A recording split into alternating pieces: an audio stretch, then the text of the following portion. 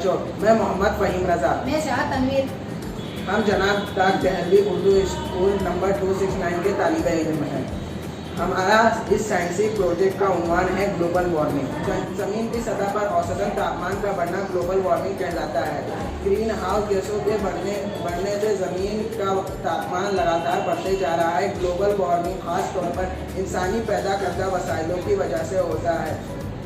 Global warming के कई नुकसान वजूद में आए, अगर हमने इस पर काबू न पाया तो मज़ीद नुकसान होने का अंदेशा है। अब हम आपको इस प्रोजेक्ट के जरिए ग्लोबल वार्मिंग पर वजूहात बयान करेंगे। मैं आपको बताता चलूँ कि आज के दौर में गाड़ी मोटरों का इस्तेमाल बहुत ही आम हो चुका है और गाड़ी मोटरों से निकलने वाले धुएं में बहुत ही ज़्यादा मिकदार में कार्बन डाइऑक्साइड पाया जाता है, जो ग्लोबल वार्मिंग को बढ़ाने में अहम रोल अदा कर रहा है।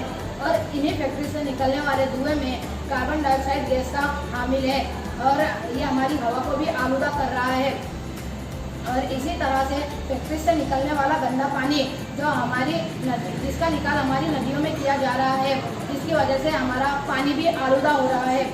आज के दौर में गर्मियों में ज़्यादा तादाद में इस्तेमाल होने वाला फ्रिज और एयर कंडीशनर ये हमारे काम तो आते हैं, पर ये हमें साथ ही साथ बहुत ही बड़े नुकसान की तरफ ले जा रहे हैं।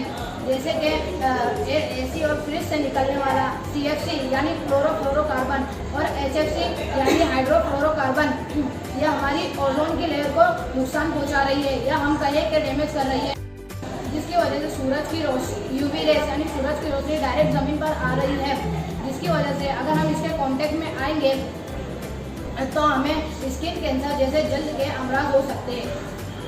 डिफॉरेस्टेशन भी ग्लोबल वार्मिंग बढ़ने की एक अहम वजह है।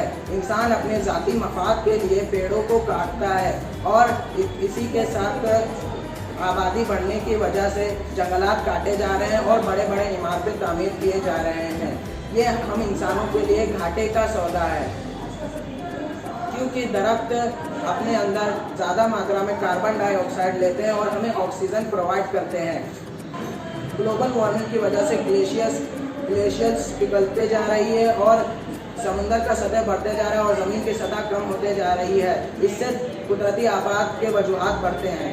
अब हम आपको ये बताएंगे कि ग्लोबल वार्मिंग पर काबू कैसे पाया जाए।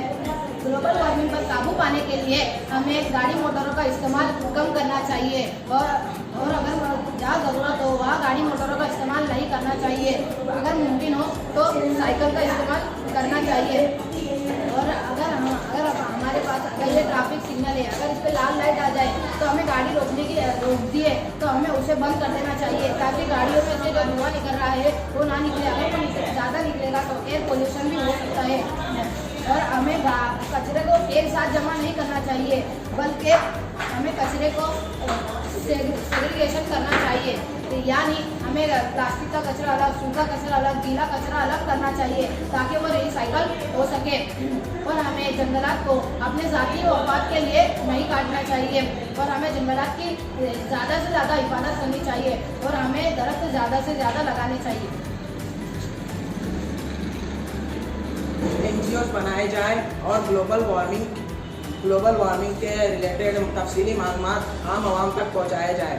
ग्लोबल वार्मिंग से के क्या नुकसान हैं और नुकसान से कैसे बचे, इसे लोगों को बताया जाए। यहाँ पर हमारा साइंसी प्रोजेक्ट इख्तिताम को पहुँचता है। Thank you very much.